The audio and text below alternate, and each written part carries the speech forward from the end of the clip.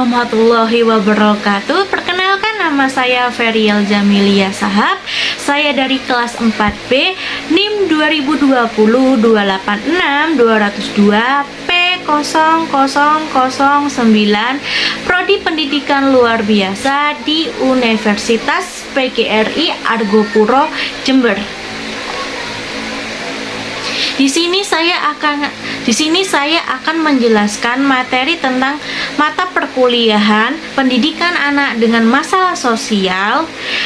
Nah, di materi ini saya akan membahas ada 11 topik materi, dan yang ketujuh itu ada tentang gepeng pemulung anak dan anak jalanan. Materi topik yang ke-8, korban bencana alam, kerusuhan dan suku terasing.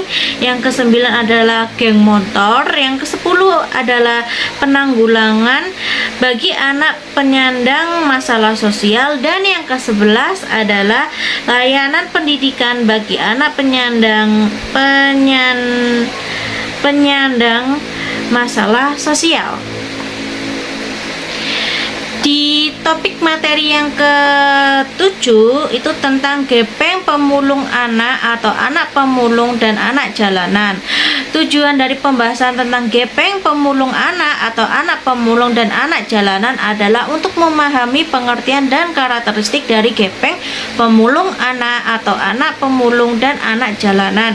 Dan yang kedua, untuk mengetahui penyebab terjadinya permasalahan gepeng pemulung anak, anak pemulung dan anak jalanan. Dan yang ketiga, untuk mencari jalan keluar, minimalisir bahkan mereduksi terjadinya permasalahan sosial tentang gepeng pemulung anak, anak pemulung dan anak jalanan.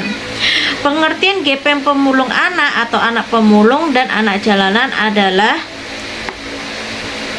di Jakarta adalah tempat di mana kita menemukan segala macam, atau di gedung pencakar langit, mall super mewah hingga mobil sport terbaru, semua ada di Jakarta. Tetapi tidak hanya itu, kita juga bisa berjumpa dengan kaum paling miskin dari golongan miskin. Mereka adalah orang-orang yang dianggap kaum ilegal di kota ini. Mereka tinggal dan hidup di tempat yang mungkin tidak pernah kita bayangkan. Namun kota yang dianggap sebagai pusat ekonomi dibanjiri pendatang, kesenjangan pembangunan menjadi alasan klasik munculnya kemiskinan. Kemiskinan adalah potret sosial di kota-kota besar. Salah satu contoh soal tentang potret kemiskinan ada seorang kuli bangunan yang bekerja di Jakarta dengan 7 anak dan istri yang masih mengandung. Harus hidup di jalanan dan beralih profesi sebagai pemulung karena gaji yang seharusnya dibayar tidak terbayarkan. Mandornya lari sebelum membayar upah para pekerja. Gepeng atau disebut dengan gelandangan pengemis. Gepeng anak pemulung atau pemulung anak dan anak jalanan banyak kita kenali di pinggir jalanan perkotaan maupun di pinggir kota, di mana di situ terdapat tempat pembuangan sampah.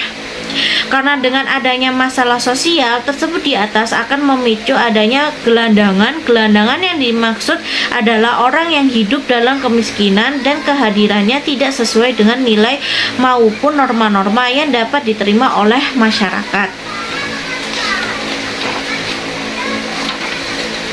Gepeng adalah singkatan dari kata gelandangan dan pengemis, yang mana istilah tersebut sudah familiar kita dengar dalam percakapan di media massa. Akan tetapi istilah tersebut juga digunakan sebagai istilah dalam kebijakan pemerintah yang merujuk pada sekelompok orang yang bisa kenali di pinggir-pinggir jalan kota besar. Gelandangan di sini dibagi menjadi 2, yaitu gelandangan biasa dan gelandangan psikotik. Gelandangan biasa adalah seseorang yang tidak terganggu kejiwaannya, yaitu seseorang yang hidupnya menggelandang di pinggir-pinggir jalan dan tidak memiliki tempat tinggal maupun pekerjaan yang tetap. Gelandangan psikotik karena selain tidak memiliki rumah dan pekerjaan tetap, juga mengalami gangguan dalam kejiwaannya. Gelandangan psikotik akan memunculkan satu permasalahan lagi seperti yang terjadi di kota Jember. Ada seorang wanita gelandangan psikotik yang hamil dikarenakan diperkosa oleh salah satu seorang yang berada di sekitar gelandangan psikotik itu tersebut. Dan tentunya permasalahan ini akan berlanjut jika gelandangan psikotik tersebut telah melahirkan bayi yang dikandungnya. Sedangkan pengemis adalah orang-orang yang mendapatkan penghasilan dengan meminta-minta dan berupaya meminta harta orang lain dengan tujuan untuk memuaskan kebutuhan pribadi dan bukan untuk kemaslahatan umat di muka umum dengan berbagai cara dan alasan untuk mendapatkan balas kasihan dari orang lain. Pemulung anak dan anak pemulung. Menurut bahasa, pemulung adalah bentuk kegiatan atau aktivitas dalam mengumpulkan bahan-bahan bekas dari berbagai lokasi pembuangan sampah yang masih dimanfaatkan untuk mengawali proses penyalurannya ke tempat-tempat produksi atau daur ulang. Pemulung juga diartikan sebagai orang yang mengambil bahan-bahan dibuang oleh orang lain namun masih bisa digunakan lagi atau didaur ulang. Anak jalanan adalah anak-anak yang ditinggal di wilayah jalanan yang berusia sekitar di bawah 18 tahun. Dua berempat tinggal pula di wilayah kosong yang tidak memadai serta tidak adanya pengawasan. Biasanya anak jalanan ini merasakan bahwa rumah mereka bukanlah rumah yang nyaman untuk menaturalisasikan diri, sehingga mereka memilih untuk keluar dari jalanan. Kenyamanan tersebut disebabkan oleh beberapa faktor seperti pertengkaran oleh orang tua, kondisi ekonomi yang tidak memadai, kurangnya perhatian dan kasih sayang orang tua, dan lain sebagainya. Menurut Salaluddin 2000, anak jalanan adalah anak yang menghabiskan sebagai atau seluruh waktunya di jalanan dengan melakukan kegiatan-kegiatan guna mendapatkan uang demi mempertahankan hidupnya. Kalau menurut Tata Sudrajat dalam Salahuddin 2004, dalam hubungannya dengan keluarga, maka anak jalanan dibagi menjadi 3 kelompok. Yang pertama adalah children on the street. Dalam kategori ini, anak-anak jalanan tersebut memiliki kegiatan ekonomi di jalanan namun masih memiliki hubungan dengan keluarga. Ada 2 kelompok anak dalam kategori ini. Yang pertama adalah anak-anak yang tinggal bersama orang tuanya dan senantiasa pulang setiap hari. Yang kedua adalah anak-anak yang melakukan kegiatan ekonomi dan tinggal di jalanan dan masih mempertahankan hubungan dengan keluarga dengan cara pulang ke rumahnya secara berkala ataupun jadwal yang tidak tertentu. Dan yang kedua adalah children of the street. Dalam kategori ini, anak-anak menghabiskan seluruh waktunya di jalanan dan tidak memiliki atau memutuskan hubungan dengan orang tua maupun keluarga. Children in the street atau children from the families of the street. Dalam kategori ini adalah anak-anak yang menghabiskan seluruh waktunya di jalanan yang berasal dari keluarga yang hidup di jalanan juga. Faktor-faktor penyebab terjadinya gepeng, pemulung atau anak pemulung dan anak jalanan. Yang pertama adalah faktor internal. Karakter malas dan tidak mau berupaya dengan cara bekerja. Adanya faktor disabilitas dalam segi psikologis maupun biologis ataupun orang genital yang menimpa seseorang dan berdampak kurang memiliki nilai positif di dalam diri sehingga tidak mampu menyesuaikan diri dan beradaptasi terhadap perubahan lingkungan yang baik dan kreatif sehingga menimbulkan tindakan yang tidak dapat diterima dengan norma-norma yang berlaku di masyarakat. Impian kebebasan anak yang menambahkan kebebasan biasanya berasal dari keluarga yang broken home, sehingga dalam jiwa si anak terjadi adanya pemberontakan dan merasa bosan dan tersiksa di dalam rumah karena setiap hari yang dilihat adalah pertikaian kedua orang tua maupun keluarga terdekatnya, sehingga dia memilih turun ke jalan agar memiliki banyak kawan yang mau menampung segala keluh kesahnya. Dan faktor eksternalnya itu ada dua. Yang pertama adalah orang tua. Faktor eksternal yang mendorong anak turun ke jalanan adalah faktor dari orang tua atau saudara terdekat dengan maksud untuk membantu pekerjaan orang tuanya, meminta-minta dan menyuruh anak tersebut menghasilkan uang di jalanan. Seperti kasus di kota Surabaya, daerah Ketintang dan Wonokromo dan sekitarnya, Unesa Ketintang, banyak terdapat ibu-ibu yang menggendong anaknya untuk meminta-minta, bahkan menyuruh anaknya langsung turun ke jalanan secara mandiri, dan orang tua mengawasi dari kejauhan sambil merokok. Dan terkadang juga anak-anak jalanan ini di dalam tawanan para mafia yang mengeksploitasi anak. Dan yang kedua adalah kekerasan dalam keluarga dan pengaruh teman sebaya. Tindak kekerasan yang senantiasa dialami oleh anak akan memicu anak lari dari rumah apalagi ditambahi oleh pengaruh dari teman sebaya yang memberikan rasa tenang dan aman pada anak. Karakteristik gepeng pemulung atau anak pemulung dan anak jalanan. Yang pertama adalah karakteristik gepeng atau disebut gelandangan dan pengemis. Gepeng biasanya berpakaian dekil, kecuali gepeng di daerah Ketintang, Surabaya, dan pengembara di tempat umum dikarenakan tidak memiliki tempat tinggal yang menetap dan hidup di bawah garis kemiskinan. Hidup serba kekurangan, bahkan untuk mencukupi kebutuhan sehari-hari harus mengemis di jalanan. Gepeng hidup dengan penuh ketidakpastian, tidak memiliki kartu tanda penduduk dan jaminan kesehatan, sehingga banyak pula gepeng yang meninggal di jalanan. Karakteristik dari pemulung: seseorang yang berprofesi menjadi pemulung memiliki ciri-ciri khusus yang melekat dengan kegiatannya sebagai pemulung. Karakteristik tersebut dapat dilihat dari lamanya menjadi seorang pemulung, jarak tempuh yang harus dilalui ketika menjadi pemulung, motivasi kerja saat dia menjadi pemulung, dan pengetahuannya tentang jenis, berat, peralatan, dan pengetahuan tentang harga pemulungan per kiloannya dari sisi legalitas.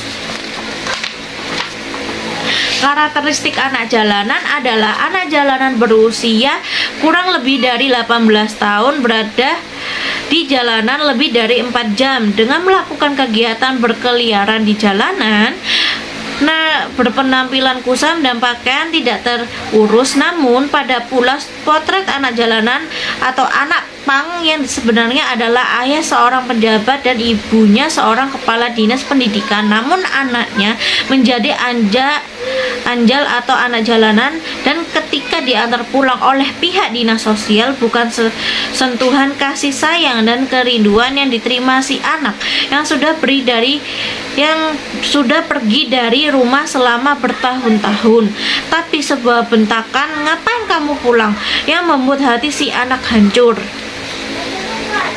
Kesimpulan, keberadaan gepeng, gelandangan, dan pengemis, anak pemulung atau pemulung anak, dan anak jalanan adalah bukti bahwa kemiskinan di negeri ini masih berada di level tertinggi. Faktor secara internal dan eksternal adalah kedua faktor yang memicu keberadaan mereka. Banyak di antara mereka yang berada di usia rentang sekolah, namun mereka tidak mendapatkan haknya untuk mengenyam pendidikan karena harus membantu perekonomian keluarga.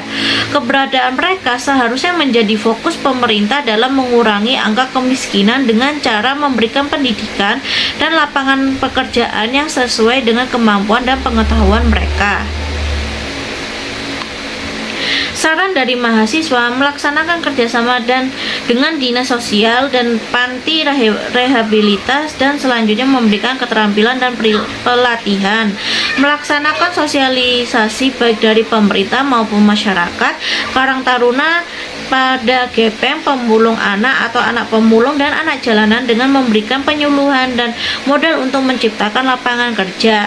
Saran dari Bunda dimulai dari diri kita dan keluarga. Untuk keluarga dari jerat kemiskinan, kita tidak boleh selalu menuntut pemerintah, karena saat ini pemerintah sudah berupaya agar warga negaranya bisa keluar dari jerat kemiskinan dengan memberikan beasiswa salah satu contohnya, dan setiap diri kita harus memiliki tekad yang kuat untuk meraih masa depan yang gemilang dengan cara menempuh pendidikan seoptimal. Mungkin karena hanya pendidikan yang baiklah kita bisa keluar dari jerat kemiskinan, dan Allah akan mengangkat derajat kita ke strata sosial yang lebih tinggi dari sebelumnya. Dan ini harus kita yakini karena sudah merupakan janji Allah dalam Al-Quran. Adapun dalam hadis pun disebutkan bahwasanya Allah tidak akan mengubah nasib suatu kaum kalau kaum tersebut sendiri yang tidak bertekad untuk merubahnya. Selanjutnya yang perlu kita laksanakan hari ini adalah hidup hemat, hidup sederhana, hanya membeli sesuatu sesuai kebutuhan. Harus memiliki tabungan dan catatan segala pengeluaran agar disiplin dalam pengelolaan keuangan, dan jangan selalu hidup dengan apa kata orang lain, karena kita sendirilah yang menjalani hidup ini.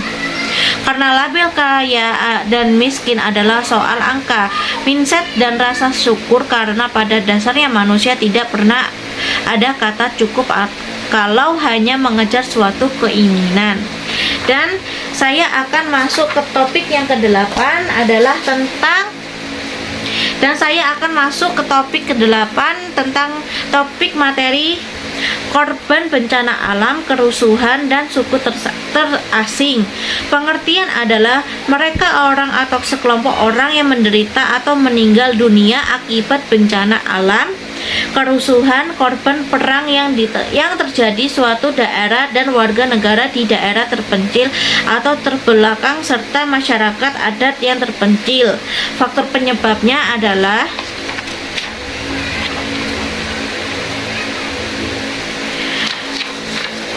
bencana yang banjir, gunung meletus, tsunami, longsor, kekeringan, kerusuhan, konflik, perang, penutup diri dari dunia luar, tidak mau menerima perubahan, komunikasi yang sulit, dan masih mempertahankan adat istiadat nenek moyang. Karakteristik mengalami trauma baik fisik ataupun mental, masih terisolasi dari dunia luar.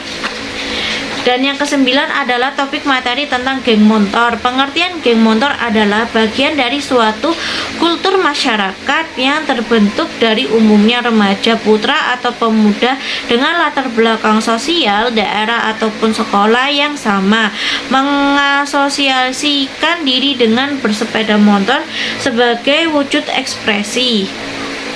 Dan faktor penyebabnya adalah fenomena global yang ditiru oleh para remaja. Terus yang kedua adalah faktor lingkungan yang kurang baik. Faktor lain yang menjadi penyebab adalah pelarian dari suatu kondisi yang dialami. Karakteristik banyak tumbuh dan berkembang di kota-kota, bertanggung jawab atas banyaknya kejahatan, pencurian, perusakan, melakukan tindakan kekerasan, teror, bersifat agresif, suka baku hantam tanpa alasan yang jelas, hanya sekedar mengukur kekuatan sekelompoknya, membuat onar di lingkungan. Dan yang ke-10 adalah tentang topik materi penanggulangan terhadap anak penyandang masalah sosial. Yang pertama adalah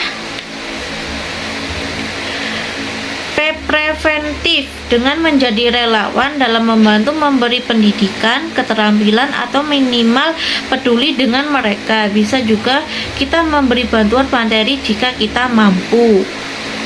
Kuratif, menjadi pelopor di lingkungan pemberdayaan di lingkungan setempat.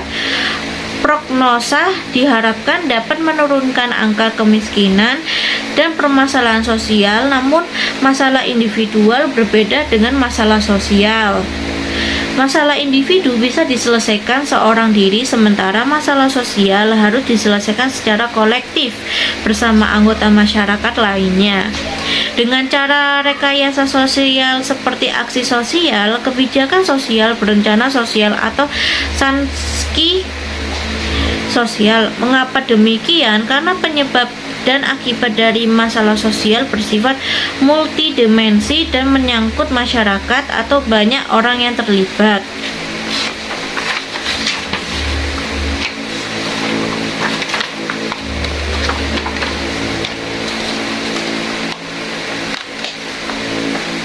Layanan pendidikan bagi anak penyandang masalah sosial. Indonesia berhak mendapatkan pendidikan untuk mengembangkan potensi, minat, dan bakat dirinya agar mereka kelak dapat menjadi penerus bangsa yang memiliki kemampuan intelektual sehingga dapat dijadikan sumber daya manusia yang berpotensi dalam memimpin bangsa dan negara ke arah yang lebih baik. Namun, banyak faktor yang akhirnya membuat anak-anak Indonesia mengalami putus sekolah. Adalah faktor-faktor yang menyebabkan remaja putus sekolah adalah ekonomi keluarga, kurangnya kemampuan dan minat remaja dalam mengikuti pendidikan di sekolah, kondisi tempat tinggal remaja, pandangan masyarakat terhadap pendidikan adat istiadat, dan ajaran-ajaran tertentu. Dan sekarang kita masuk ke jenis-jenis layanan pendidikan. Yang pertama ada mobil school. Kita mengetahui bahwasannya pendidikan merupakan hak setiap orang tanpa memandang status ekonomi, status sosial, dan lain sebagainya. Oleh karena itu, pemerintah baik itu pemerintah pusat maupun pemerintah lokal harus berupaya menyediakan fasilitas yang dapat memungkinkan pendidikan dapat dinikmati oleh seluruh masyarakat tanpa terkecuali. Pemerintah lokal telah dapat menyelenggarakan bentuk layanan pendidikan secara formal, yaitu pendidikan yang dilaksanakan di tempat yang telah disediakan seperti sekolah. Namun bagaimana dengan bentuk layanan pendidikan non-formal? Layanan pendidikan non-formal dapat diartikan sebagai bentuk layanan pendidikan di luar jalur formal. Misalkan proses pendidikan di tempat kursus, bimbingan belajar, kejar kegiatan belajar paket A, B, C, dan tempat belajar lain di luar sekolah. Model-model layanan pendidikan non-formal ini biasanya diselenggarakan pada sebuah tempat yang bersifatnya menetap. Namun kelemahan model ini adalah masih adanya beberapa kalangan masyarakat yang belum tersentuh layanan pendidikan. Oleh karenanya dibutuhkan cara-cara kreatif dari pihak yang berwenang untuk mengatasi masalah ini. Pemerintah kota telah menemukan cara-cara kreatif untuk menanggulangi masalah seperti tersebut di atas dengan menggunakan pola sekolah bergerak untuk kebutuhan layanan pendidikan bagi masyarakat yang terpinggirkan. Konsep yang ditawarkan adalah dengan konsep mobil school. Dengan konsep ini diharapkan agar seluruh warga kota Bandung yang belum tersentuh pendidikan dengan menggunakan fasilitas tersebut tanpa mengeluarkan biaya sedikit pun, karena mobil school yang pada operasionalnya dengan menggunakan kendaraan bergerak menjangkau mereka. Konsep mobil school merupakan program yang dirancang untuk menjaring siswa putus sekolah atau drop out atau disebut dengan DO, khususnya anak jalanan, agar termotivasi kembali ke bangku pendidikan. Pemerintah akan menjamin mereka yang termotivasi untuk salurkan ke sekolah-sekolah terdekat dengan cara menjalin kerja sama dengan sekolah-sekolah agar calon siswa yang tertarik bisa langsung disalurkan sesuai dengan kebutuhannya, baik melalui jalur pendidikan formal maupun informal.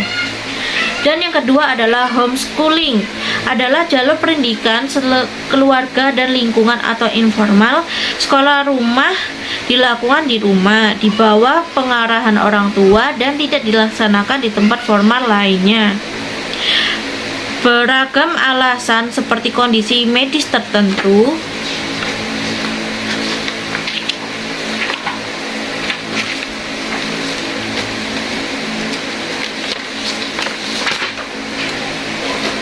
kemungkinan anak mengikuti sekolah formal ketidakpuasan dengan metode pendidikan yang tersedia, atau keyakinan bahwa anak dapat mengembangkan minat bakat dan kreativitasnya di sekolah umum.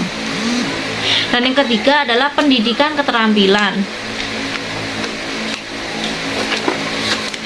Pendidikan keterampilan adalah bimbingan yang diberikan kepada anak agar memiliki kemampuan dalam hal membuat atau menciptakan sesuatu untuk melakukan kegiatan atau hal yang baik dan cermat terhadap sumber-sumber yang ada di lingkungannya, menjadi barang-barang kerajinan yang bermanfaat untuk memenuhi kebutuhan seperti les memasak, les menjahit, les alat tuli, les alat musik, les melukis, dan lain-lain yang di kemudian hari dapat berguna bagi kehidupan anak-anak tersebut dan masyarakat sekitarnya.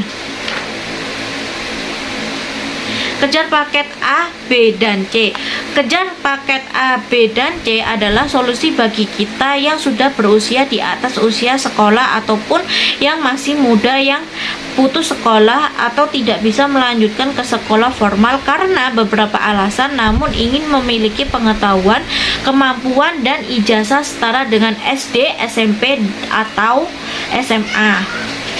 Kejar adalah singkatan dari kelompok belajar. Siapa saja yang ingin mengikuti kejar paket A, B, dan C harus mendaftar di Lembaga Penyelenggaraan Pusat Kegiatan Belajar Masyarakat atau PKBM resmi yang terdaftar di Departemen Pendidikan Nasional, sehingga nantinya bisa mengikuti ujian kejar paket dan mendapatkan ijazah yang diakui oleh negara.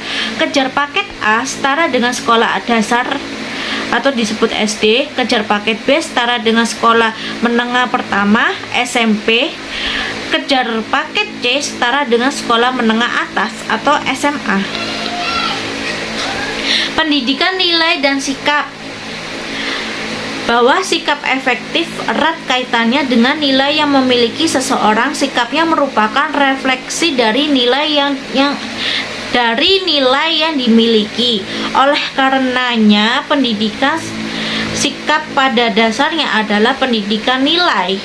Menurut pendapat saya, pendidikan nilai dan sikap ini penting diterapkan pada siswa sekolah dasar untuk fondasi kelak mereka dewasa nanti dalam bertindak, bersosialisasi, dan hidup bermasyarakat.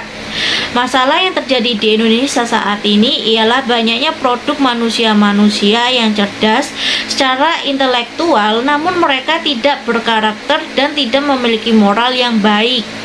Mereka kehilangan kemampuan untuk mengendalikan diri, menghormati orang lain, menjaga perasaan orang lain, rukun dan masyarakat sulitnya bersatu dalam perbedaan tersebut.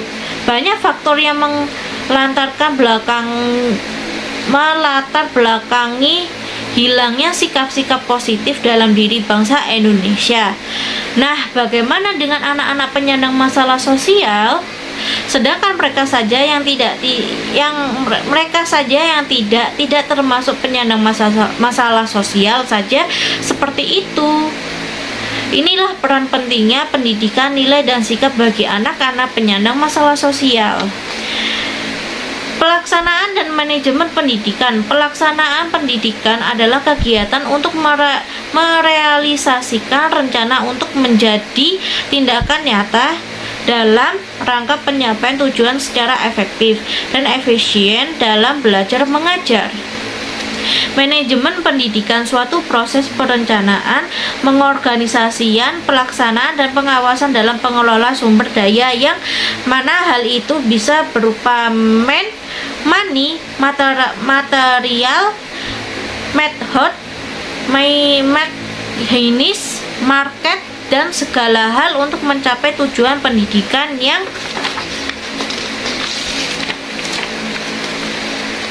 efisien. Untuk mewujudkan hal tersebut tentu membutuhkan sebuah rancangan dan perencanaan yang sebelumnya. Tujuan pendidikan, tujuan utama untuk menjadi media dalam melakukan pengembangan potensi dan mencerdaskan manusia agar siap menghadapi kehidupan di masa yang akan datang. Yang pertama adalah terciptanya pendidikan yang merata, bermutu, relevan, dan akuntabel, meningkatnya citra positif pendidikan, teratasinya mutu pendidikan. Dan yang kedua, terwujudnya suasana belajar dan proses pembelajaran yang aktif, kreatif, dan efektif, sehingga akan dihasilkan proses pembelajaran yang menyenangkan dan bermakna bagi peserta didik dan juga pendidik. Dan yang ketiga adalah identifikasi kelemahan, kekuatan, peluang, dan ancaman dalam perencanaan. Dan yang keempat, terciptanya peserta didik yang aktif dalam pengembangan potensi dirinya agar memiliki kekuatan spiritual, keagamaan, pengendalian diri, kecerdasan, akhlak mulia, serta keterampilan yang diperlukan dirinya. Dan yang terakhir adalah tindak lanjut pendidikan. Tindak lanjut dan evaluasi program adalah salah satu komponen manajemen program yang esensial dalam program bimbingan dan konseling. Evaluasi merupakan pengukuran ketercapaian program pendidikan dan perencanaan suatu program substansi pendidikan. Sekian dari presentasi saya. Jika ada salah kata atau salah pengucapan penyampaian yang saya berikan, mohon dimaafkan. Wassalamualaikum warahmatullahi wabarakatuh. Terima kasih.